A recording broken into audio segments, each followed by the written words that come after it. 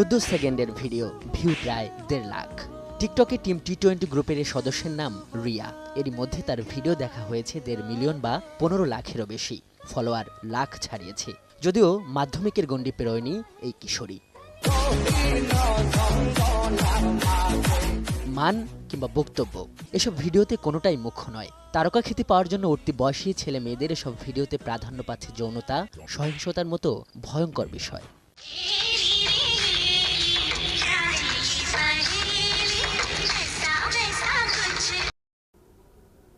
মেহজাবিন থেকে আলভেরা। টিকটক লাইকের প্রতিযোগিতায় আছেন চিত্রনায়িকা থেকে সাধারণ শিক্ষার্থী, সব বয়সের নারী পুরুষ। সব মিলিয়ে এক অন্য জগৎ। আর যেসব কিশোর কিশোরীরা রাতারাতি তারকা খ্যাতি পেতে চান, তাদের জন্য এসব অ্যাপ যেন আলাদিনের চেরাগ। কিন্তু কোথায় কিভাবে কাজ করে তারা, তাদের জীবনযাত্রাই বা কেমন, এসবের খোঁজ নিতে আমাদের গন্তব্য রাজধানীর চন্দ্রিমা উদ্যান। পরে মিম করবে কি, তুমি মিম কর আমার দিকে তাকায়, তুমি যখন আমার দিকে তাকাবে আমি তখন ফোনে কথা বলবি, কই আবার ফোনে টিকটক করবি। উদ্যানের মসজিদ কমপ্লেক্স এলাকায় টিম টি20 গ্রুপের প্রায় অর্ধশত কিশোর কিশোরীর সংঘবদ্ধ এই দলের আয়োজনে টিকটকের শুটিং চলছে। সড়ক দখল করে দুপুর থেকে চলা এসব শুটিংয়ের কারণে বেড়াতে আসা সাধারণ মানুষকে ভোগান্তি পোহাতে হয়, কিন্তু ভয়ে মুখ খোলার সাহস পান না কেউ। এখানকার কিছু বহিরাগত ছেলে বা স্থানীয় যারা আছে আর কি, যারা টিকটক করে, এরা কিছু অশালীন কাজ করে, যেটা সাধারণ পর্যটক যারা দেখতে আসে, ওরা এগুলো দেখে খুবই ভীত হয়। ওই কিশোর কিশোরীরাই এখানে সর্বেসর্বা, কোনো ছবিও তোলা যাবে না। অপ্রাপ্ত বয়স্ক কিশোর কিশোরীদের এমন অসঙ্গত মেলামেশা থেকে সংঘবদ্ধ এই কিশোরদের দলে নানা অসঙ্গতির চিত্র পাই আমরা।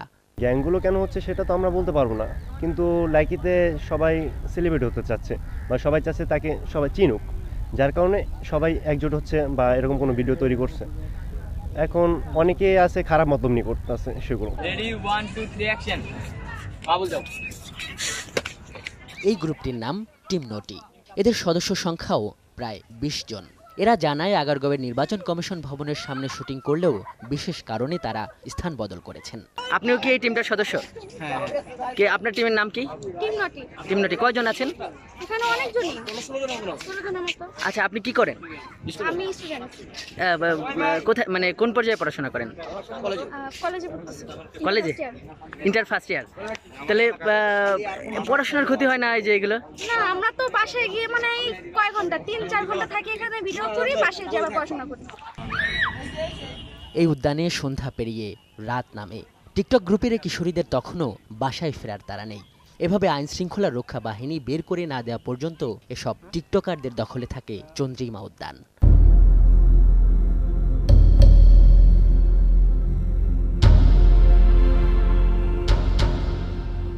শহরের ঠিক সব জায়গায় নয়, টিকটক লাইকের শুটিংয়ের জন্য উঠতি কিশোর কিশোরীরা কিছু নির্দিষ্ট জায়গা বেছে নিয়েছে।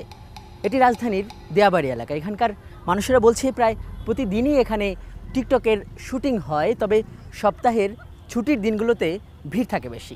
আখ্যাতে ছাগল বন্দি, জলে বন্দি মাছ, নারীর কাছে পুরুষ বন্দি, ঘোড়ায় 12 মাস, সখী গো ওই আমার মন ভালো না। কিন্তু সম্প্রতি হঠাৎই কমেছে আনাগোনা।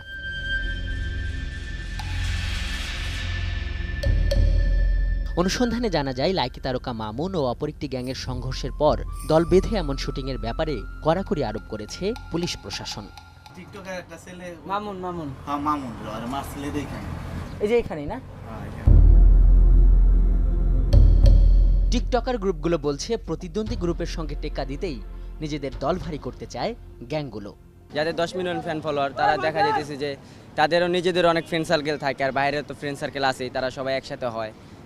দেখা যায় যে প্রত্যেকদিন রেগুলার একটা জায়গায় ভিডিও করে, তো ওই জায়গায় আর কাউকে ভিডিও করতে দেয় না। অবশ্যই ছোটো যারা ইউজার আছে, যারা দেখা যায় 1-2 জন আসে, তারা তো আর 10 জন মানুষের সাথে পারবে না, তাদেরকে সাইড করে দেয় আর ওরা ভিডিও করে ওই জায়গায়। তো দেখা যাচ্ছে রেগুলার ওরা ভিডিও করতেছে, ওদের ভিডিও দেখতেছে, লোকজন আসতেছে, ওদের সাথে মিট করতেছে। এইভাবে আস্তে আস্তে ওদের গ্যাংটা বড় হয়ে যায়। তখনই যদি খারাপ কাজের কোনো নিয়ত থাকে, তারা খারাপ কাজ করে। কিন্তু টিকটক লাইকির অপরাধের বিস্তৃতি কি শুধু কিশোর গ্যাং পর্যন্ত সীমাবদ্ধ? আমাদের অনুসন্ধানে বেরিয়ে এসেছে ভয়ঙ্কর তথ্য। বিশেষ অঙ্গভঙ্গির এমন জীবন্ত আয়োজন এসব প্ল্যাটফর্মের গভীর রাতের নিত্য আয়োজন। একসঙ্গে যার ভোক্তা পূর্ণবয়স্কদের সঙ্গে অপ্রাপ্ত বয়স্করাও। তবে আমরা এখন নজর দিতে চাই গেল মাসের শেষ ভাগে রাজধানীর কুড়িল এলাকায় 5 কিশোরী ধর্ষণের ঘটনার দিকে, যাদের সবাইকে টিকটক তারকা বানানোর কথা বলে বাসায় ডেকে আনা হয়েছিল। এই রুমের ভাড়াটাটা চলে গেছে গা বাসা সাইরা, এই রুমে আইনিয়া পরে এই যে রাখছিল রিমায় রাখছে মেয়ে। এজাহারের বর্ণনা, টিকটক তারকা থেকে উঠতি মডেল আভিকা আহমেদ রিয়ার সহায়তায় তারা তারকা হওয়ার আকাঙ্ক্ষা নিয়ে নিজ বাড়ি ছেড়ে হৃদয়ের বাড়িতে ওঠেও ধর্ষণের শিকার হয়। রিয়ার ঘনিষ্ঠ বন্ধু ও হৃদয়ের সহযোগীর সঙ্গে তাদের পরিচয় হয়েছিল রিয়ার মাধ্যমেই গাজীপুরের একটি রিসোর্টের সুইমিং পুল পার্টিতে। টিকটক লাইকি এস ব্রাদার এই গ্রুপ করে এরা হচ্ছে 150 এই বলেন 20 জন 30 জন মিলে 50 জন 60 জন মিলে এরা হচ্ছে একটা মাঝে মধ্যে একটা করে পার্টির আয়োজন করতো। এরকম হচ্ছে এরাই যারা আমাদের কাছে আসছেন তারই ধারাবাহিকতায় গাজীপুরে একটা রিসোর্টে হচ্ছে ওরা একটা হচ্ছে পুল পার্টি করেছে। 5 কিশোরীর ধর্ষণে সহায়তা করার অভিযোগে অভিযুক্ত মামলার দ্বিতীয় আসামি উঠতি মডেল রিয়াকে এখনও পুলিশ গ্রেপ্তার করতে পারেনি। কিন্তু যে পুল পার্টির বিরুদ্ধে অভিযোগ তা বন্ধ হয়েছে কি? আমরা খোঁজ নিয়ে দেখেছি গাজীপুর ও সাভার এলাকায় অবস্থিত রিসোর্টগুলোর অধিকাংশেই টিকটক লাইকি গ্রুপগুলোর উদ্যোগে এসব অবৈধ পুল পার্টির আয়োজন হয়। আমাদের হাতে তথ্য আছে এসব পুল পার্টির আড়ালে চলে দেহ ব্যবসা, যে কাজে টার্গেট করা হয় অপ্রাপ্তবয়স্ক টিকটক লাইকির তারকা কিশোরীদের। তাদের তারকা হওয়ার বাসনাই আয়োজকদের মূলধন। তোমার পার্টিতে কি 2-3 জন জয়েন করানো যাবে? আমার পার্টিতে আরো 10-12 জন ঢোকা যাবে, আপনি কি সেটা বলো? হ্যাঁ, আমি সহ 2-3 জন যেতে যাচ্ছি, মানে এখন একটু ফ্রি আছি তো। ও যাইতে চাইতেছো? আচ্ছা ঠিক আছে, তাহলে আইসো, কালকে এসে টিকিট নিয়ে যেও। ছদ্মবেশে নির্ধারিত স্থানে পুল পার্টির টিকিট নেওয়ার জন্য অপেক্ষা করি আমরা। কিছুক্ষণ পর 999 টাকার 2টি টিকিট বিক্রির জন্য আসে এক কিশোরী। কখন, কোথায়, কিভাবে পার্টিতে যেতে হবে তার বিস্তারিত আমাকে বুঝিয়ে দেন। তো আহমেদ, শান্ত ইসলাম, এমডি তো সিইও। হ্যাঁ, এগুলো সিও, আর এগুলো হচ্ছিল আপনার এই যে ম্যানেজমেন্ট। হ্যাঁ, ম্যানেজমেন্ট। কয়টা পর্যন্ত হবে না? এই সকাল 8টা থেকে 8টা বা 9টা এরকম। টিকটকের মধ্যে ডিজে মিথিলা, ডিজে অপূর্ব, ডিজে মিথিলা, ডিজে অপূর্ব। পার্টিসিপেন্ট কেমন হতে পারে? মানে এখানে যোগদান করতে পারে এটা কতজন হতে পারে? মানে প্লাস করছে 300 প্লাস, 250 মতো হতে পারে। রুম আছে 5টা, যদি কারো রুম লাগে তাহলে নিব। রুম দেওয়া যাবে? হ্যাঁ, যদি আপনার লাগে আপনি আমার বলবেন, আমি ওর বলবো। যদিও সময় সংবাদের ক্যামেরার উপস্থিতি টের পেয়ে পালিয়ে যায় সেই কিশোরী। আচ্ছা ভাই, তুমি টাকা নিবা না কার্ড নিবা সেটা বলো। ভিডিও করতেছি। আচ্ছা ওকে। অফ করতে বলেন ওটাকে। তুমি কি কার্ড নিবা না টাকা নিবা? না, আমার কার্ড করতে। এই সমাজ ও অপরাধ বিশ্লেষক বলছেন টিকটক লাইকির মতো অ্যাপগুলো বর্তমান প্রজন্মের কিশোর কিশোরীদের মূল্যবোধের অবক্ষয়ের বড় কারণ, যার পরিণত হতে পারে ভয়াবহ। যেভাবে যদি কিশোর কিশোরীদেরকে এইভাবে এই ধরনের সংস্কৃতির সাথে তারা যদি অভ্যস্ত হয়, তাহলে ভবিষ্যৎ যে বিশ্বের যে চেহারা কিংবা যারা নেতৃত্ব দেবে তারা তো একটা অসুস্থ হয়েই বড় হয়ে উঠছে। একটা অসুস্থ গোষ্ঠী কিভাবে একটি বিশ্বের কিংবা বাংলাদেশের নেতৃত্বের জায়গাটিতে আসবে? সুতরাং এই ব্যাপারগুলো কিন্তু আমরা এখনও বলা যেতে পারে বাংলাদেশের টিকটক কালচারটা বলা যেতে পারে অনেক দূর এগিয়েছে, কিন্তু সার্বিকভাবে একটা প্রাথমিক অবস্থায় রয়েছে। সরকার যদি এই জায়গা থেকে এখনও ব্যবস্থা না নেয় এবং সামনে দেখা যাবে কয়েক বছরের মধ্যে এটি একটা বড় ধরনের আচরণগত অসুস্থতার মধ্যে পরিণত হবে। কিন্তু বাস্তবে সরকারের কোনো নজরদারি আছে কি?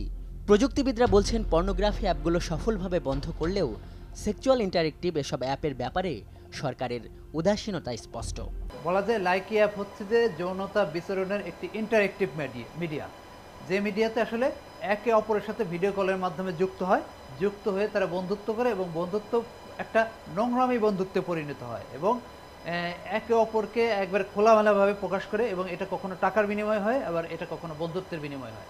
তারপরে এই খোলামেলা ভিডিওগুলি একটা সময় ভাইরাল হয় এবং সেটা এক একজনের চারিত্রিক ব্যাপারগুলো তখন ফুটে ওঠে। তো এটা আসলে বিপজ্জনক খুব। আপনি যদি একটা অ্যাডাল্ট ওয়েবসাইটে ঢোকেন তখন অবশ্যই একটা মেসেজ দেয়, আপনি কি 18+ বয়স আপনার, তাহলে আপনি এন্টার করুন। কিন্তু এই বিগো কিংবা এই লাইকি অ্যাপের ক্ষেত্রে কিন্তু এই ধরনের কোনো মেসেজ নেই। এবং মজার জিনিস হচ্ছে এই অ্যাপসটিকে যখন ফেসবুক কিংবা ডিজিটাল মিডিয়াতে বিজ্ঞাপন দেওয়া হয় তখন এর টার্গেট অডিয়েন্স দেওয়া হয় 13 থেকে 13+ এজের, বাট অ্যাপটা কিন্তু আসলে 18+ হওয়ার কথা। প্রযুক্তি প্রতিমন্ত্রী বলছেন, সামাজিক অবক্ষয় রোধে প্রযুক্তিগতভাবে তারা সব ধরনের ব্যবস্থাই নেবেন।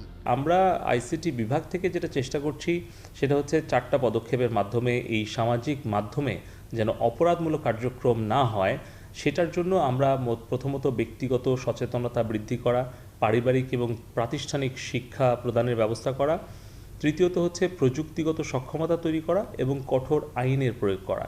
বাংলাদেশের সামাজিক, সাংস্কৃতিক, ধর্মীয় এবং আইনগতভাবে যেগুলো গ্রহণযোগ্য নয় বা যেগুলো অপরাধমূলক, সেগুলো দেশি অথবা বিদেশি কোম্পানি যারাই হোক বাংলাদেশের ভূখণ্ডের মধ্যে যদি সেই ধরনের কোনো অপরাধমূলক কার্যক্রম করে যেগুলো বাংলাদেশের আইনে অবৈধ এবং যেগুলো বাংলাদেশের ধর্মীয় এবং সাংস্কৃতিক অনুভূতিতে আঘাত দিতে পারে এবং বাংলাদেশের কালচারের মধ্যে পড়ে না, তার বিরুদ্ধে কিন্তু আমরা ব্যবস্থা গ্রহণ করতে পারি, সে যে কোম্পানি হোক অথবা সে যে ব্যক্তিই হোক।